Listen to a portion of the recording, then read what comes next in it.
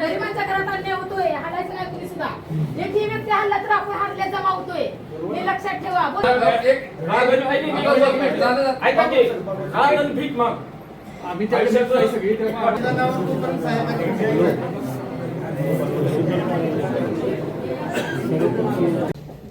माहित आहे ना काही कल्पना दिली काही सांगते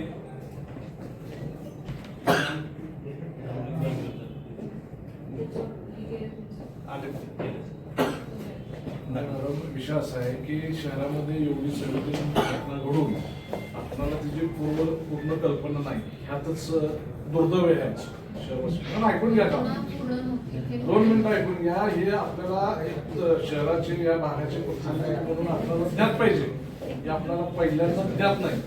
जी घटना घडली ती अत्यंत निषेधार्थ आहे. आता त्यामध्ये आपल्याकडं त्या डिक्शनरीतले भरपूर शब्द आहेत की आपण ते तुमच्यासमोर मांडू शकतोय, पण याच्यावरती आपण प्रशासन म्हणून फक्त आपण हे जे काही महसुली यंत्रणा आहे चालवावी हाच फक्त एक भाग नाहीये की शहरामधल्या ज्या काही ह्या अशा दुर्दैवी घटना घडतायत त्याच्यावर थांबवण्याचं काम सुद्धा, कंट्रोल आणण्याचं काम सुद्धा आपलंच आहे.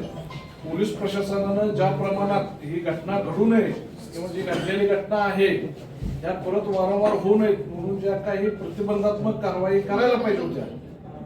ऐकताय ना मॅडम? त्या प्रतिबंधात्मक कारवाईकडे अजिबात लक्ष दिलेलं नाही. या घटना घडण्याचं कारण काय, मूळ काय ह्याच्याकडे बघितलेलं नाही. ती मुलगी त्या मुलीवर रेप झाला, दोघांनी सामूहिक बलात्कार केला, ते पोरं नशेली होती. त्या मुलीला नग्न अवस्थेत तिथनं कपडे काढून घेऊन त्याला बेदम मारहाण करून त्याला ते रात्री चालत आली ती मुलगी. गावातल्या काही लोकांनी बघितल्यावर त्याला कपडे दिले, मग ती सगळी घटना उजेडास आली. या घटना अत्यंत मॅडम ह्या आपल्या भागाला साजेशी नाहीये, संवेदनशील आहेत. आणि तेवढ्याच संवेदनपणे आपण प्रशासन म्हणून, पोलीस प्रशासनानं सुद्धा त्याला अटक केली, ते पंचनामा केला, त्याला मारत रस्त्यावर नेला, म्हणजे ते काय गोल संपत नाहीये. या घटना परत न घडण्यासाठी आपल्याकडून काय कारवाई होणार आहे त्याला आम्हाला सांगा. आणि आमच्या भावना तीव्र आहेत शहरवासी म्हणून, ह्याला आपण कसं आमचं हे करणार आहे, यामध्ये उत्तर देणार आहे किंवा आमचं समाधान करणार आहे, हे आपल्याकडून जोपर्यंत येत नाही तोपर्यंत हे आंदोलन वगैरे हे जे काय आपल्या प्रतिक्रिया आहेत हे आपल्या समोर येत राहतील. आता एवढंच बोलतो महेश्वर, तुम्ही काय असेल ते म्हणा. मॅडम कसं आहे, म्हातारी मेल्याचं दुःख नाही का सोखं, पोलीस यंत्रणेचाच धाक राहिलेलं नाही. गांजाचं पाणी मारलेलं पाणी मिळतं, नशीला गोळ्या मिळतात. हे गेली 6 महिने नव्हे 5-6 वर्षामुळे हा उद्रेक वाढलाय आणि त्यामुळे हे सगळे गुन्हेगारांना माहीत झाले. यांच्या हिट लिस्टवर गुन्हेगार माहीत आहे, पण ते गुन्हेगार मोकाट सुटल्यामुळे सामान्य माणूस इथला पूर्णपणे हे झालेला. इस्लामपूरमध्ये जो गुन्हेगार सुटलेला आहे आता जामीनवर, त्यानंच हे त्या कृत्यात तो सहभागी आहे आणि पुन्हा जामीनवर सुटणार आहे. आमच्या भावना अशा आहेत की आमच्या लेखीपर्यंत आले, आमच्या दारापर्यंत आले. आम्ही काय करावं, प्रशासनानं जरी नाही जबाबदारी घेतली तर सामान्य माणसानं जगायचं कसं आज, हा मोठा प्रश्न होऊन सगळेजण आम्ही तिथे मठामध्ये जमलो होतो. आणि आज तुम्हाला सांगायला पोलीस स्टेशन मधली माणसं आत्ता वाजले 12 तोपर्यंत सुद्धा इथं तुमच्यापर्यंत हजर नाही, कारण आत्ता येऊन सांगताय. ही खरं तर शर्मिंदा आहे बाबा आमची. नाना पाटलांचा आमचा तालुका आहे, आमच्याकडे शिवशाहू फुले आंबेडकरांची ही पर्वणी चालवणारे क्रांती अग्रणी इथलेच आहेत सगळे. मग आम्ही आज काय केलं पाहिजे म्हणून आम्ही सगळे म्हटले की तुमचा जो सगळा आपण स्टाफ आहे, सगळा प्रांत साहेब आहे, तुम्ही आहे, QS आहे, तुम्ही आम्हाला निर्णय द्या, नाहीतर आम्ही मूकपणे इथं बसून राहू, कारण आमच्या हातात काय राहिलेलं नाही. आम्ही काय करावं असं तुम्हाला वाटतंय सांगा. पोलीस यंत्रणेनं जर एवढं दुर्लक्ष केलं असलं अक्षम्य, तर तुमच्यापर्यंत ते पोहोचलेले नाही. या बोलून घ्या त्यांना. हो हो मॅडम नमस्ते, मी शिवनगर मधला रहिवासी आहे. मॅडम मी शिवनगर मधला रहिवासी आहे. शिवनगर मधली ही 3री घटना. ह्याच्या अगोदरची एक घटना अपघातातली घडली होती, तिरंगा चौक, बरोबर. तिरंगा चौक तिथे एक अपघात झाला होता, त्यातला आरोपी असाच मोकाट आहे. अजून काही यातला कुठलाही व्यक्तीनं सांगावं की तो अटक आहे म्हणून, तो असाच आहे. 2 नंबर 2 वर्षाची मुलगी सातपुते म्हणून, रस्ता क्रमांक शिवनगर इंदिरा कॉलनी रस्ता क्रमांक किती आहे ना? 6 उडून गेली मिली बिचारी ती. तुम्ही ते असेल नसेल काय माहिती, तुम्ही आज पहिल्यांदा घेत आलोय मॅडम. तो सुद्धा आज मोकाट आहे. त्यांच्याच घराकडेला राहणारा प्रशांत काटके दुल्हन मध्ये कामगार होता. म्हणजे दादा तुमच्या संबंधित असतील मॅडम. 1% सुद्धा त्या व्यक्तीची चूक नव्हती. रॉंग साईडनं सरळ आला, फुल ड्रिंक नशेमध्ये येऊन त्याच्या अंगाघातले मेला. तो बिचारा त्याचं सगळं झालं. आज तो बी आरोपी निवांत. मी माझं वैयक्तिक ह्या मुलगीच्या न्यायासाठी जरी काय तिला निकाल लागून नाही, मी माझं वैयक्तिक जीवन त्यासाठी काय बी खर्च करू शकतो. पण तिची वेळ अशी यायला नको, उद्रेक व्हायला नको मॅडम. हात जोडून माझे तुम्हाला ज्यांनी त्या मुलांनी मदत केली, तिला वस्त्र पुरवली, त्या पालकांचं म्हणणं आहे ज्यांना वस्त्र पुरवली त्या मुलीला, ते मुलं पूर्णातलीच आहेत आमची. त्या मुलांच्या घरातले पालक भयभीत झाले की माझ्या मुलांना उद्या काही तर होणार, काहीतरी तो करील. प्रशासनाच्या विरोधात SP साहेबांच्याकडे तक्रार केलेली की शहरामध्ये अवैध धंदे नशेले पदार्थाची मोठ्या प्रमाणात विक्री चालू आहे. ह्या पोलीस अधिकाऱ्यांना ओझरडे गावामध्ये जवळजवळ 70 का 80 किलो गांजा सापडला, पण इथल्या पोलीस अधिकाऱ्यांना माहित नाही. अशी तक्रार जिल्हा पोलीस प्रमुखांच्याकडे केली विजय कुंभार यांनी. त्यानंतर जिल्हा पोलीस प्रमुखांचं पत्र आलं की ह्या परिसरामध्ये असं कुठलाही प्रकार घडलेला नाही. ही जबाबदारीपूर्वक मॅडम मी तुमच्या पुढे सांगतोय. ते पत्र आहे, मी विजयरावांना सांगितले पत्र हे करायला. ते पत्र आहे. त्या जिल्हा पोलीस प्रमुखांनी जर ह्या अधिकाऱ्यांना जर खडचवलं असतं किंवा निलंबित केलं असतं, ह्या महिलांच्या वरती जे अत्याचार घडणार ही पहिली घटना नाही, अनेक घटना आहेत. आणि हे जे इथलं पोलीस स्टेशन वगैरे आहे मॅडम, हे संध्याकाळची गस्त नावाची जी प्रक्रिया एक नाही यांची, त्यांचं गस्त नाही चालू, हे हप्ते गोळा करायचे त्यांचं चालू आहे. अनेक अवैध प्रकार इथं चालू आहेत ह्या पोलीस स्टेशनच्या ह्याच्या खाली. आणि कालची जी भगिनीची जी अब्रूची दिंडवडे लटकरे ही केली, हे पोलीस अधिकारी सगळे जबाबदार आहेत. त्यांचा कोणताही अंकुश नाही. राजकारण्यांची लुडबुड त्या पोलीस स्टेशन मध्ये. पहिलं जे राजकारणी तिथं जात असतील त्यांच्यावरती गुन्हे दाखल झाले पाहिजेत. आणि ह्या पोलीस अधिकाऱ्यांना सुद्धा मॅडम यांच्यावरती कारवाई झाली पाहिजे. ही आजची ही आमची सुरुवात आहे. तुम्हाला 4 दिवसाचा अल्टिमेटम आहे. ह्या पोलीस अधिकाऱ्यांच्यावरती कारवाई झाली पाहिजे. हे अवैध धंदे, हे पानपट्टीमध्ये गांजाचे पाणी मारून पान देतात, 50-50 नशेली खोरच्या गोळ्या. हे सगळं पोलिसांना माहिती आहे. पानपट्टीवाल्यांच्याकडून पण हे हप्ते घेतात सगळे. आणि त्या नशेच्या ह्याच्यातून त्या मुलगीवरती खाली हे अत्याचार झाले. ज्या मागच्या 30-35 वर्षापूर्वी फुलंदे यांच्यावरती जो प्रकार झाला, तो प्रकार ह्या मुलगीवरती झालेला आहे. संपूर्ण देशभर गाजलेले मॅडम. हे मॅडम दुर्लक्ष करून चालणार नाही. तुम्हाला वाटेल की आम्ही गप बसेल, कोणीही गप बसणार नाही.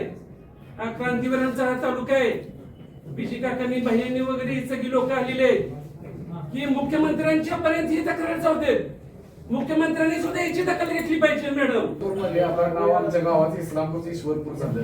म्हणजे गावात जे नशेचे अड्डे आहेत जिथं गांजा विक्री रोज रासपणे. मॅडम मी उरणातला रहिवासी आहे. तर शिवनगर, पेटनाका किंवा अजिंक्यनगर या परिसरातून गांजा घेण्यासाठी खाली उरणात येतात. 8-10 किलोमीटरवरून गांजा नेण्यासाठी उरणात येतात. जर 8-10 किलोमीटरच्या व्यक्तीला गांजा विक्री उरणात अण्णाभाऊ साठे नगर मध्ये होत कळत असेल तर या भ्रष्ट पोलीस प्रशासनाला का कळत नाही? पोलीस प्रशासन त्याच्याकडे का दुर्लक्ष करते? हे सर जे आता दरवाजा बंद करण्यात ती दंडिता मानताय. इथं जर सामान्य नागरिकांना यायला जर तहसील कार्यालयात वाव नसला, तिकडे गांजावाली, गोळे विकणारी, नशिली पानं विकणारी त्याच्याकडे तुमचं दुर्लक्ष आहे. आणि पोलीस स्टेशन इथं कुठं तर चळवळीच्या कार्यकर्त्यांना आत येऊ नका, बाहेर जाऊ नका अशा ह्याच्यात आविर्भावात बोलणार असले तर हे इथं तुमच्या पुढे निवेदन देण्यात सुद्धा आम्हाला काय अर्थ नाही. मी एक प्रहार संघटनेचा प्रतिनिधी म्हणून सांगतो, जर हा गांजा विक्री बंद झाली नाही तर मी पोलीस स्टेशनच्या बाहेर नाही, मी तहसील कार्यालय बाहेर सोमवारी गांजा विक्रीचं दुकान थाटणार. मी एक शेतकरी, मला पण गांजा लावायची परमिशन द्या आणि मी विक्री पण करून दाखवतो इथं. जर शहरात गांजा विक्री बंद झाली नाही तर मी तहसील प्रशासनापुढे गांजा विक्रीचं दुकान लावणार. 4 दिवसाचा आपण अल्टिमेटम दिलेला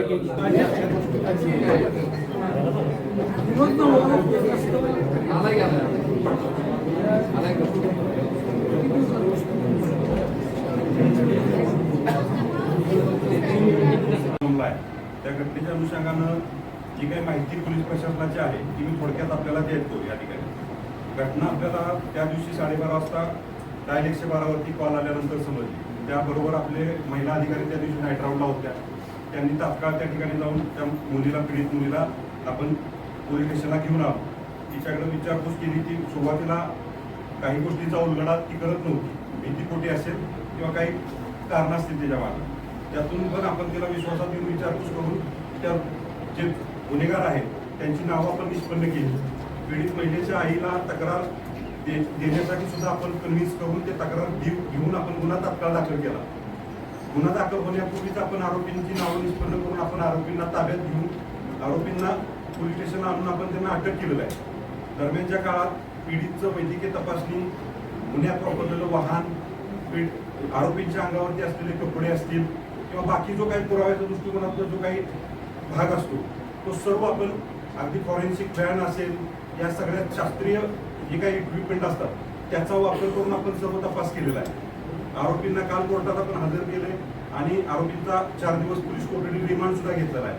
अजूनही गुन्हा प्राथमिक अवस्थेत तपासाचे असल्यामुळं अन्य डिटेल्स काही त्याच्यामध्ये तपासाच्या बाबतीतला उलगडा करणं हे चुकीचं ठरू शकतं आणि ते कायद्यात बसत नाही. परंतु जे काही आरोपींना नुसतंच अटक करण्यासाठी नाही तर आरोपींना अंतिम शिक्षा गुन्ह्यामध्ये व्हावी यासाठी ज्या गोष्टी आवश्यक आहेत त्या गोष्टींच्या अनुषंगानं आपण सर्व प्रयत्न करतोय. त्याच्यामध्ये कुठलाही उणीव राहील किंवा त्याच्या बाबतीत कुठला तरी हलगर्जीपणा होईल असं कुठलं कृत्य आतापर्यंत झालेलं नाही आणि इथून पुढेही होणार नाही अशी मी शाश्वती देतो आपल्या सगळ्यांना. पण आपण सर्वजण सुज्ञ नागरिक आहात. इस्लामपूर तर माझं 2019 पासूनचं नातं आहे. माझ्याबद्दल आपल्या सगळ्यांना थोडंफार माहिती असेल.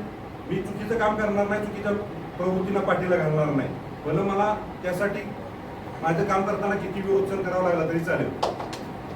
तर हे मला आपण सगळ्यांनी आतापर्यंत शांततेचं सहकार्य केलेलं आहे. आपल्या भावना प्रशासनाच्या पर्यंत पोहोचलेल्या आहेत. आपण जितके या बाबतीत संवेदनशील आहात, आम्हालाही मुलं बाळ आहेत, ते तुमच्या ज्या संवेद नाहीत त्याच आमच्या पण संवेद नाहीत. फक्त कायद्यानं ज्या गोष्टी करता येतात त्या कायदेशीर मार्गाने पण केल्यात आणि काही गोष्टी कायद्याच्या बाहेर जाऊन आरोपींना शिक्षा होण्यासाठी जरी कराव्या लागल्या तर त्या सुद्धा मी केलेल्या आहेत. आणि तिथून पुढे देखील असे कोणी निर्डावलेले आरोपी असतील जे कायद्याला जुमानणार नाहीत त्यांना कायद्याचं धाक राहावा यासाठी जे काही कायद्याच्या चाकोरीत राहून जे करण्यासारखं आहे ते सगळं आपण करूयात. आपण त्यासाठी इस्लामपूरकर देखील मला खात्री आहे की आपण देखील पोलीस प्रशासनाच्या कामकाजावरती लक्ष ठेवा. आमच्या कामकाजात काही त्रुटी असतील त्या आमच्या लक्षात आणून द्या. आम्ही असं म्हणणार नाही की काही आमच्याकडनं त्रुटी होणार नाही. काही त्रुटी होऊ पण शकतात कामाच्या ओघात, पण जाणीवपूर्वक कुठल्या तरी वाईट हेतून या बाबतीत कुठलीही कृती केली जाणार नाही एवढं मी तुम्हाला या ठिकाणी सांगतो. आणि जे काही या गुन्ह्याच्या अनुषंगाने आपल्याला येणाऱ्या 4 दिवसामध्ये जे काही प्रगती हवी असेल की आरोपींचा PCR आपला संपल्यानंतर काय काय मध्ये तपास होतोय ते सुद्धा आपल्याला मीडियाच्या माध्यमातून किंवा पोलीस स्टेशनला जरी तुम्ही आलात तरी ज्या काही उलगडा तपासात जो करणं शक्य नाही ते सोडून बाकी सगळ्या गोष्टी आपल्याला त्या ठिकाणी तुम्हाला तुमच्यापर्यंत पोहोचतील. आज आम्ही उरण ईश्वरपूर शहराच्या वतीनं तहसीलदारांना भेटून काल झालेल्या एका अल्पवयीन मुलीवरती बलात्काराच्या प्रकरणासंबंधी मान्य तहसीलदार मॅडम आणि पोलीस निरीक्षक वक यांच्याशी पूर्ण चर्चा केली. आणि जी कालची घटना ही या शहराला कायमा फासणारी ही जी घटना आहे ह्याची जाणीव संपूर्ण महाराष्ट्राला करून द्यावी हे आम्ही तहसीलदार आणि पोलीस निरीक्षक सोमनाथ वाघ यांना करून दिलेली आहे. या शहरातील अनेक नागरिक या आव्हान करण्यासाठी तहसीलदारांना आज भेटले आणि ही घटना कशामुळे झाली याची ही सखोल चौकशी व्हावी. नशिले पदार्थाचं सेवन करून अनेक अत्याचाराच्या प्रमाणामध्ये प्रचंड प्रमाणात वाढ होऊन ह्या घटना घडत असून ह्याची जाणीव उरण ईश्वरपूर पोलीस स्टेशनला आणि तहसीलदार मॅडमना करून दिलेली आहे. याचा निषेध करण्यासाठी उद्या उरण ईश्वरपूर शहराच्या वतीनं शहर बंदचे आवाहन या शहरातील नागरिकांनी आणि आम्ही सर्वांनी केलेलं आहे. खर तर आज मनाला दुःख होतंय, वेदना होत आहेत. एक महिला म्हणून आणि स्त्री म्हणून यापेक्षा पुढे जाऊन एक माणूस म्हणून या समाजामध्ये वावरत असताना काल टीव्हीचं बटन सुरू केलं आणि पेपर आले तेव्हा जी घटना बघितली त्यावेळी मनाला अतिशय दुःखदायक आणि माणुसकीला काळीमा फासणारी घटना होती. खरं पाहता मला आनंद झाला 2 महिन्यापूर्वी की या इस्लामपूरचं नाव ईश्वरपूर ठेवलं. नाव बदलून मानसिकता कधी बदलणार हा पहिला प्रश्न या ठिकाणी वाटतो. दुसरी गोष्ट की ज्या पद्धतीने ही कृत्य घडत असतात, आपण जर पाहिलं तर ईश्वरपूर मध्ये गेली काही वर्ष एक गुन्हा झाला, दुसरा गुन्हा झाला, तिसरा गुन्हा आणि गुन्हेगार 15 दिवसाच्या नंतर लगेच जनतेमध्ये त्या ठिकाणी मोकाटपणे फिरत असतो. जर प्रशासनाचा वचक नसेल, पोलिसांचा वचक नसेल, गुन्हेगाराला चाप त्या ठिकाणी बसत नसेल तर असे गुन्हे पुढे आणखी जाऊन घडत असतात आणि केवळ या गोष्टीमुळे गुन्हा करण्याचं धाडस त्या ठिकाणी वाढत असतं.